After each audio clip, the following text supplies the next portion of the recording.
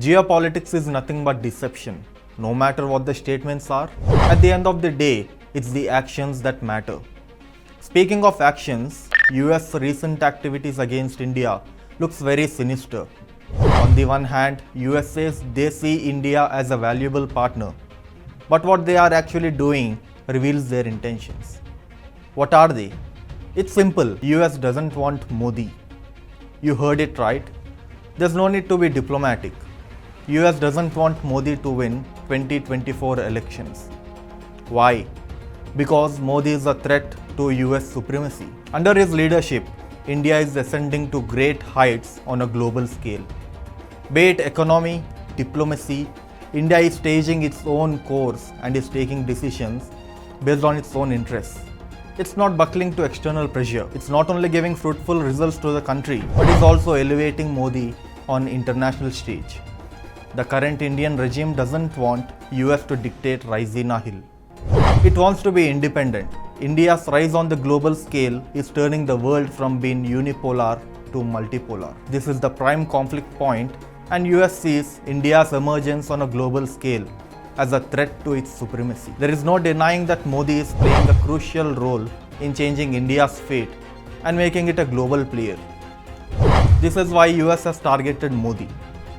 US doesn't want Modi to come back to power in 2024. In order to make it happen, US is using all the venomous tricks from its playbook.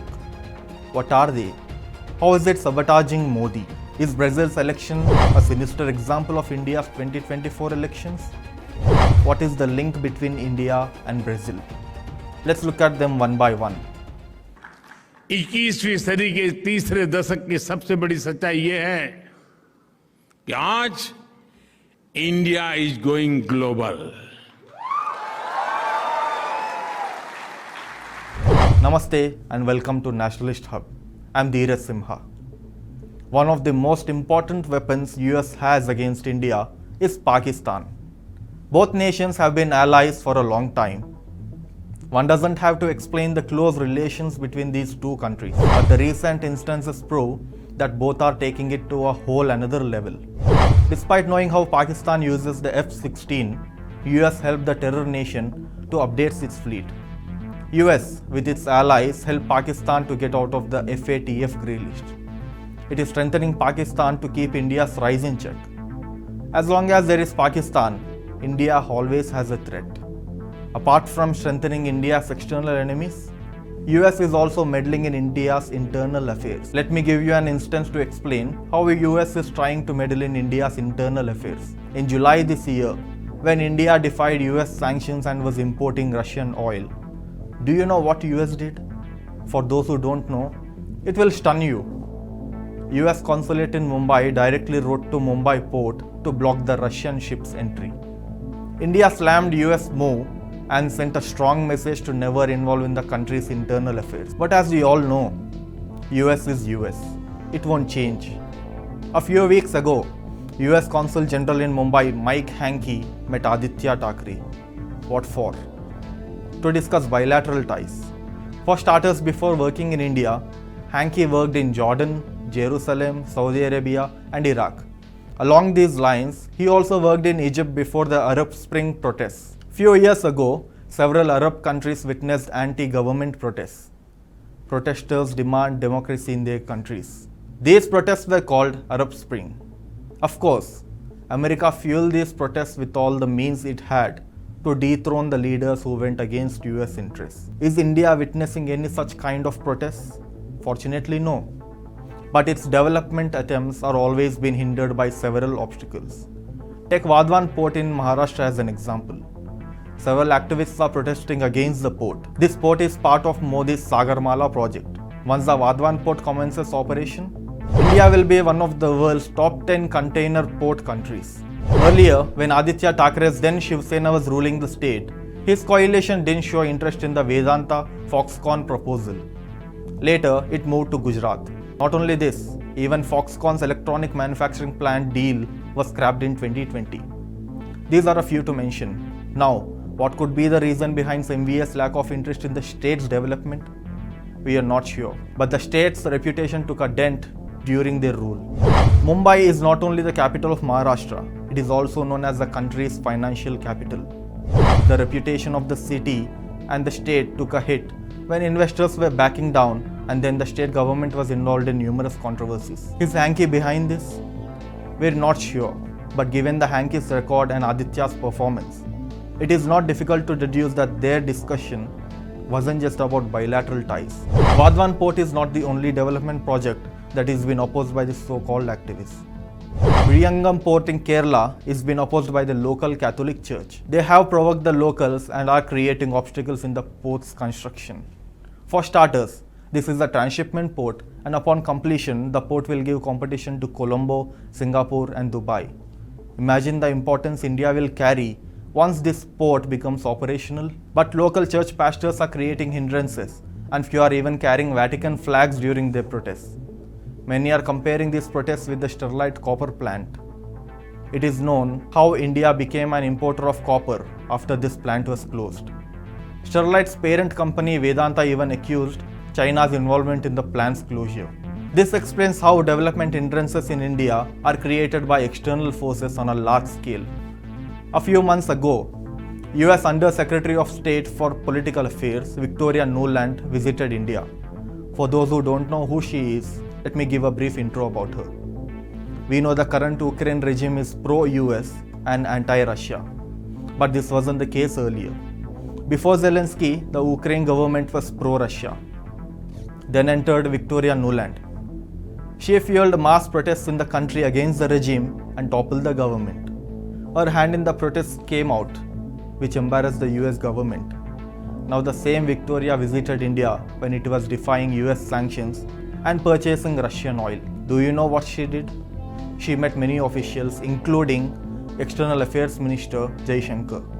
Apart from diplomats, she even met a few activists. But she didn't name them like that. Instead, she called them Indian thought leaders. One of them is Disha Ravi. She was arrested after a so-called farmers' protest toolkit that was accidentally leaked by Greta Thunberg. Nuland didn't stop there. She imposed stealth sanctions against India by denying visa to Indians who want to visit US. She did this because India bought S-400 from Russia despite US objections. In a way, she threatened the Indian establishment with what more she could do. But the government didn't buckle to the pressure. US can never take no for an answer. It knows many weak points of India. But let's talk about Brazil for a moment. We know Brazil witnessed a regime change recently. Bolsonaro lost the elections and Lula is elected as the country's president. For those who don't know, America showed keen interest in Brazil's elections. A few months before the elections, the CIA chief met Bolsonaro and told him not to mess with Brazil's elections. Not only the CIA chief, but several US diplomats also met Bolsonaro before the elections. Doesn't this raise a question as to why US was so interested in Brazil's elections? Of course, it does. Let me explain it briefly. Apart from Bolsonaro and Lula, do you know who played an important role in the elections? It was Alexandre de Moraes. He is the judge at the Brazil's Supreme Court and the country's electoral court. Do you know what he did? He banned the Telegram app. Why? Because Lula's supporters complained that Bolsonaro was using it to spread quote-unquote misinformation. He didn't stop there. He even blocked Bolsonaro's supporters on Twitter and Facebook and imposed a heavy fine on Bolsonaro. To be precise, he sabotaged Bolsonaro in the election. Democracy was attacked in Brazil, but survived. These were the words Moraes said after the elections in his self-defense. Now, does any Indian find Moraes' action similar? Yes. The recent comments made by the Supreme Court judge sound similar what Moraes did in Brazil. Just like how Brazil's judge is also the president of the electoral court. The Indian SC judge said, CJI should be involved in India's Chief Election Commissioner's selection. These comments received criticism and many called it judicial overreach. The comments of Supreme Court judges are opening doors for a huge debate. Law Minister Kiran Rijiju himself has been slamming the judges' attempts of judicial overreach. Just like how Bolsonaro's election campaign was sabotaged, are there any plans to sabotage Narendra Modi before 2024? Could be. Because the CEC's election case was filed by none other than Prashant Bhushan. 2024 is crucial for India. If Narendra Modi is elected again, India's growth will not have any hindrances, and it will set the path for India to reclaim its lost glory. Modi is working on that for a long time now. He is planning to bring international rupee for trading. This means the dollar will not have any place in India's trade.